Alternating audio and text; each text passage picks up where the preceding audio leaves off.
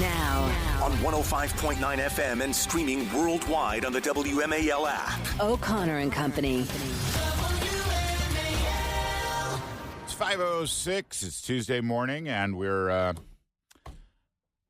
what are we? We're back. We are back. That's true. We're 16 hours into the Trump presidency, second season. We're not even a full day into this I yet. know.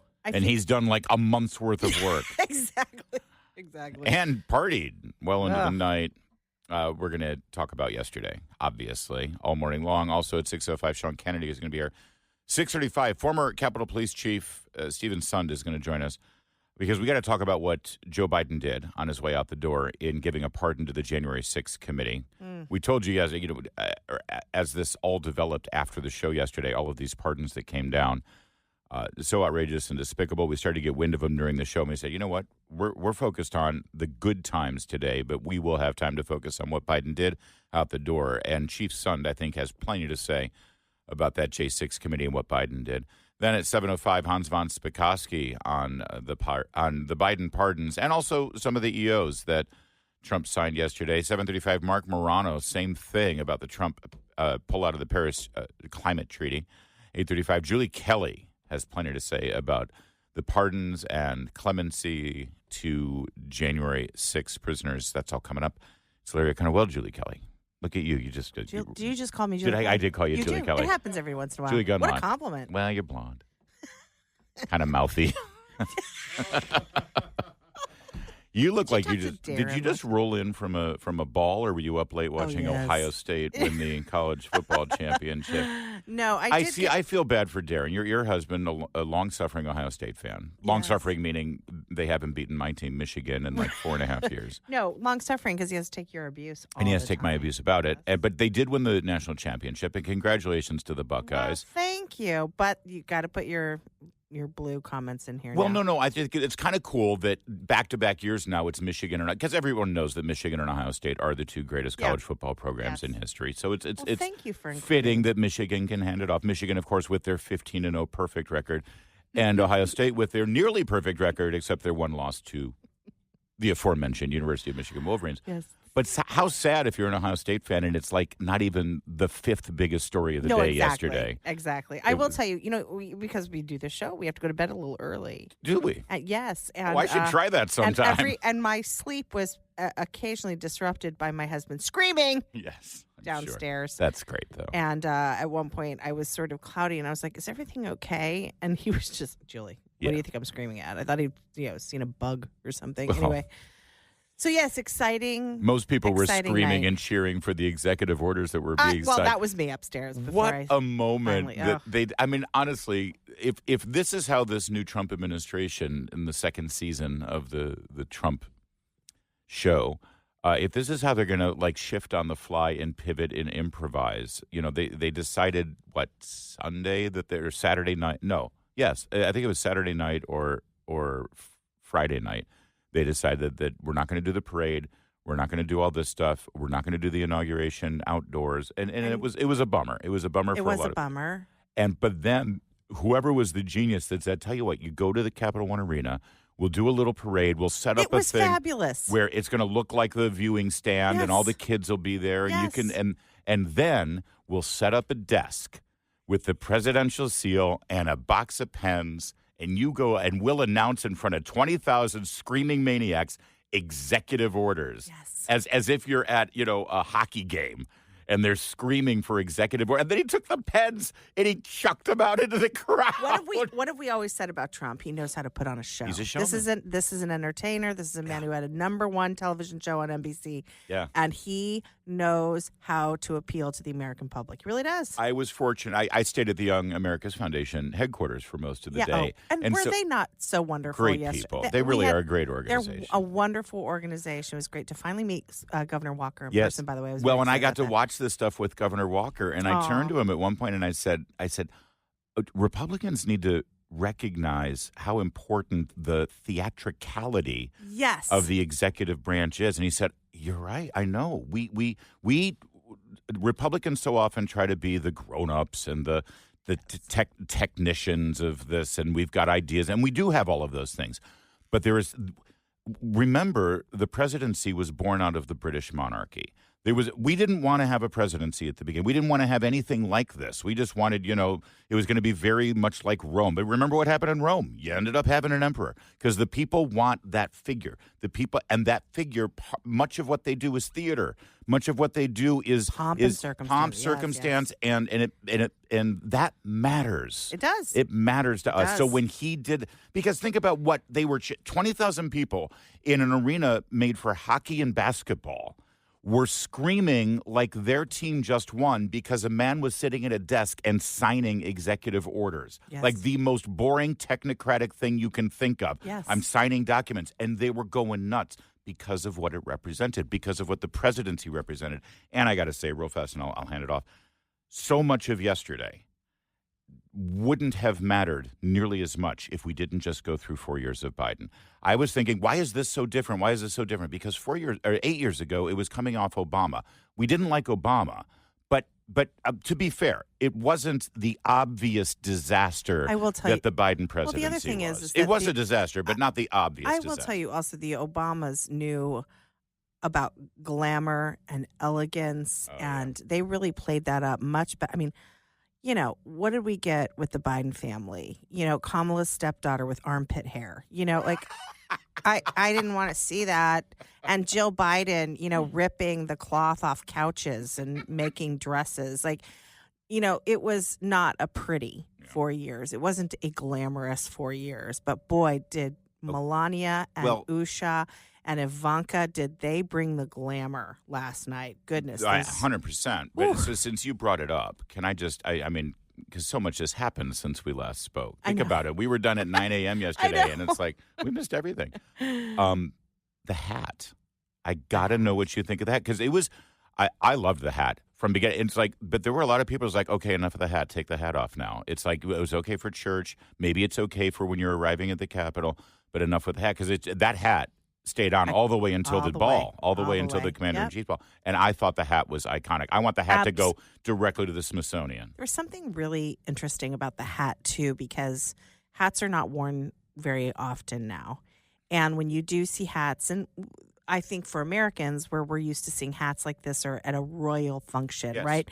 Or they wear those little sort of headbands with the feathers and things like that. That's very funny. One of the criticisms was like, oh, it's too European.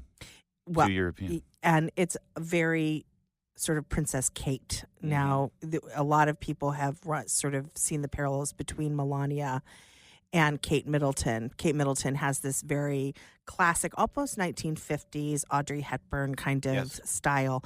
Very nicely tailored, very simple, stoic, not a lot of embellishment, but very classic designs. And Melania, to a lot of people who are sort of royal watchers, we see a lot of parallels there. This is why I love the hat. Sometimes people put these hats on and these brims are so big, right? And they're just it's so ostentatious. This was very simple and yet striking.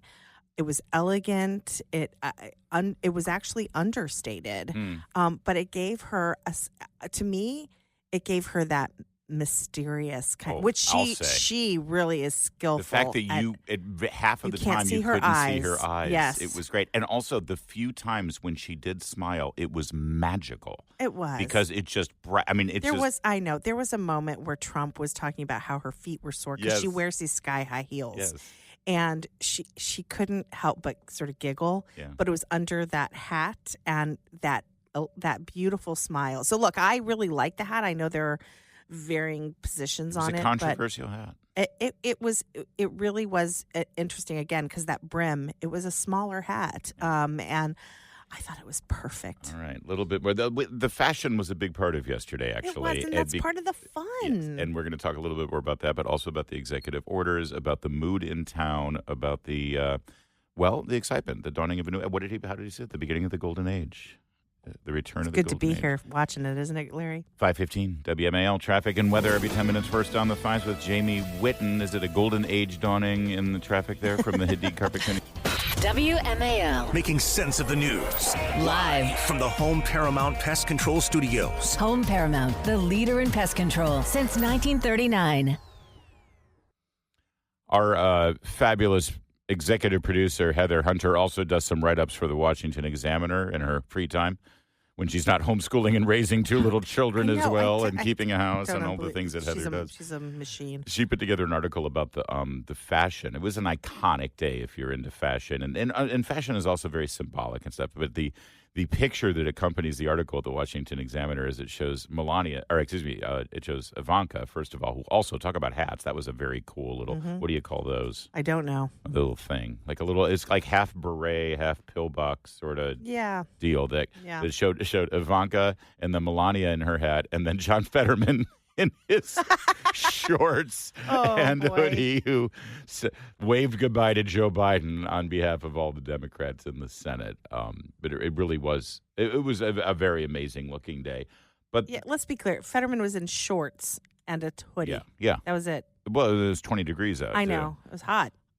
Kamala Harris. Now, she was dressed in black with like this big zipper. Fat gold zipper going down it was silver. the front. I believe it was silver, and then like these sort of zippered pockets. She looked like a warden. She looked like a Jill. It was weird. It was actually, very. I have to say, because we've given Dr. Jill, a lot of crap over the Jill looked lovely.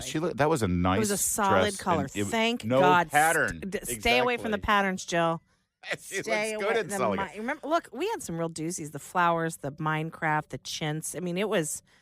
It was rough. Remember she went out to one evening affair and she was dressed in like black lace with a skirt above the knee, but it looked like it was a prom dress from 15 years old. Remember this one? Oh, yeah. With black lace stockings. Remember during their inauguration balls, she had those gloves that were ill-fitted. They looked like she was wearing her husband's work gloves. Yeah, they were sagging. They were sagging. Yeah. So this was quite an Stay away from the patterns. Yeah. 100%. Actually, swinging the fashion questions over to the president, a lot of people were talking about the fact that he wore a purple tie. You know, he was known for wearing red ties or gold ties sometimes at certain special occasions, but the purple was an obvious choice, and people were trying to interpret, what does it mean? I know, what everything's does it a symbol. mean? But I have to say, I want to also say, Trump really, he looks slimmer to me. His haircut is a little bit shorter and I think managed a little bit better. He looks really healthy, really, really good. Nice, beautifully tailored suits and obviously and his tux. Well, the tux at the ball, he looked, the two of them both, because she changed into, she was in this black double-breasted mafia suit all day with the hat. And then she emerges at the Commander-in-Chief ball in this white, is it beaded? Or no, it doesn't matter what she's wearing because those shoulders, she is just stunning. Yeah. She is just stunning. And Usha Vance. Oh, yeah. as We well. haven't even talked about the Gorgeous. second family. Yeah. I mean, obviously they are the cutest couple. There were many shots of her looking up at her husband, so proud, so in love. Yeah, she's got that look down. So proud of him. Doug Emhoff could never really pull that off, could he? No. He didn't seem so. No. Sorry, I'm sorry. It's terrible, but I have to compare to the Bidens. Yes, of course. It's going to take a little while for me to get over. And also Jill didn't do that with Biden. I mean, there was just, Well, no, she was more of a caretaker. There were tense moments with them. It felt like. But we're back. We're back. We're talking about the fashion and we're talking about the mood and just sort of because that's the first thing that's palpable. Yeah. And the decision to do the parade at Capital One Arena and do those executive orders and have the military there and the military band, because it wasn't a rally. But that was an official presidential, Did you see also they did the official dance? So Trump and Melania dance and then JD and Usha dance. Yeah. And then did you see when they split up, the couple split up and the military branches came out? Did you see that? And they were dancing? That is something, a lot of commentary about how Democrats don't do that. No mixing. We don't dance with the military folks. Oh, really? Yeah. I didn't hear the commentary. But I thought that was really a lovely moment. Yeah. So each of them are paired off with one of the branches of the government or of the military. It was neat, and it should be noted that J.D. Vance is the first United States Marine. That's right. To rise to this level in an elected office in the federal government as the future father-in-law of a Marine. That's kind of a neat deal for everyone in the Semper Fi family. All right, speaking of dancing, did you see Trump dancing the YMCA? Did you miss it? With a sword. With a sword. That was handed Melania from one got of the into officers. Oh, yeah, she was dancing. She was dancing a little. So it was the Commander-in-Chief's ball, and they have a big Commander-in-Chief's cake. It was from Costco. With the seals. Costco sheep cake. Walmart with this. Trust me, it was not Costco. Shipped in from Ohio. It had the seals for all of the different branches of the military, and then a giant Air Force One on the top of it. Yeah. And he's to cut it with one of the officers' swords. And suddenly they break out the YMCA, and he starts dancing. It's like, dude, you're holding the sword. Someone was like, wrong timing. Bad timing. But at the very end, I don't know if you caught it, J.D. Vance, Vice President J.D. Vance loves saying that. He actually did the YMCA, the hand gestures. Like every other child. And I thought, he's really a Gen Xer. He is. I know him. we are absolutely claiming J.D. Vance because everyone was talking about the fact that Gen X seems to have been skipped over. So typical. We're used. You know what? We're used to it. We're the ignored ones. In the immortal words of my generation, whatever. It's 524. Now. On 105.9 FM and streaming worldwide on the WMAL app. O'Connor and Company. It is now 5:36 on this Tuesday morning, the day after the inauguration of President Trump. And, of course, we're focused quite a bit on that story and all of the actions that President Trump took after becoming the 47th president. Coming up at 6:05, Sean Kennedy will be our guest. 6:35, former Capitol Police Chief Stephen Sund is going to join us, talk about those pardons given the January 6th committee as Biden was heading out the door. Other pardons as well that require some scrutiny, and at 7:05 we'll hear from Hans von Spakovsky about that. 7:35, Mark Morano on Trump's signal to get out of the Paris Climate Treaty. And then at 8:35, Julie Kelly on those January 6th pardons. That's all coming up. It's a busy morning. Glad you're here with us. Good morning. Larry O'Connor with Julie Gunlock. Good morning. I got it right this time, right? Gunlock? You did. Is it Gunlock? Yes. Yeah. I know you. It was a busy day yesterday. Again, the contrast with Joe Biden, where I think the most extraordinary and telling shift that we are now going to experience here from the last 4 years, and to be honest, the first Trump administration, to what the new team is putting in place, and Trump's renewed vigor and renewed understanding of this job and who he's against and how he can be more effective, was when he finally made it back to the Oval Office before the balls, after the parade. He went straight to work, of course, went to the newly decorated Oval Office, which we will definitely get to later in the morning, began signing another round of executive orders, while having the assembled White House press corps in the Oval Office with him.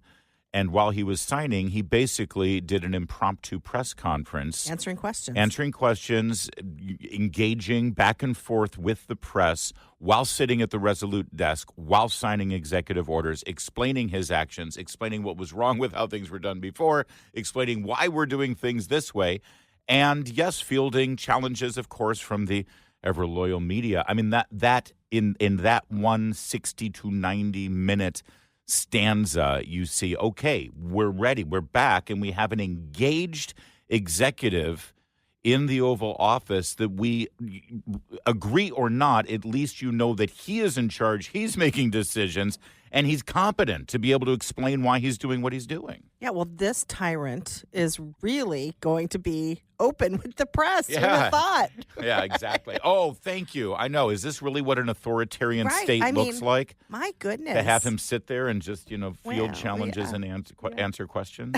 It's a new approach to that whole, authoritarian dictator. Yeah. I don't know if Hitler ever did this. Yeah, it's 2025. Caroline Leavitt put out a little bullet point. She's the new White House press secretary. 42 executive orders, memoranda, or proclamations, 115 personnel actions. The most noteworthy two major personnel actions. One is that they're phasing out work from home, which I have mixed feelings about because I am a big believer in work from home as long as your productivity can be maintained, because I think that it's good for the family. I think it's good for children. I think it's good for marriages. That said, it's been so abused and taken advantage of that sometimes you have to go all the way back over and say, all right, no more of this, and then you can start making decisions case by case. The other major personnel action is that it's official government policy now in the federal government that there are two genders, there are two sexes, male and female. And any policies that you have had put in place, including bathrooms, including facilities, locker rooms, changing facilities, private spaces, they are to respect the biological and scientific reality that there are two sexes. It is binary, and you're one or the other. Yes, and it's determined based on how you were born. And let me tell you, we are going to be watching that. Mm-hmm. We are going to be watching that, and we are going to be reporting and basically covering these organizations or public schools. What I'm really concerned about. We've had this situation. No, we'll talk probably about this later, but the situation in Arlington where a biological male was allowed into a locker room and because he identified as a woman. So that kind of stuff is going to go away thanks to President Trump. Well, and there will be showdowns over that. Yes, and I'm sure and lawsuits. I welcome the Fairfax County School Board.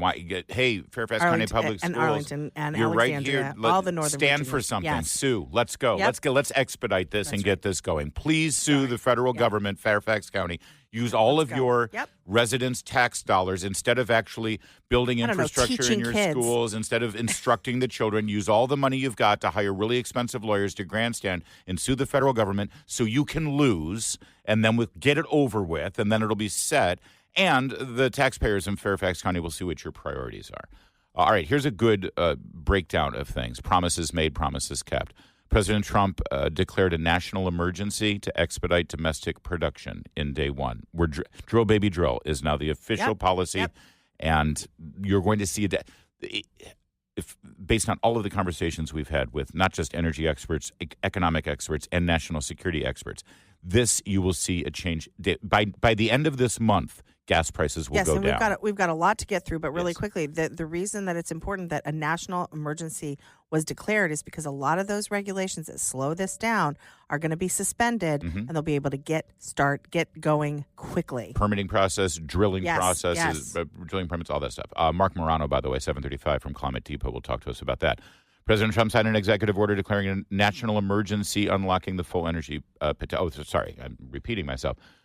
President Trump vowed to rescind every one of Joe Biden's industry-killing pro-China and anti-American energy regulations, and he did just that.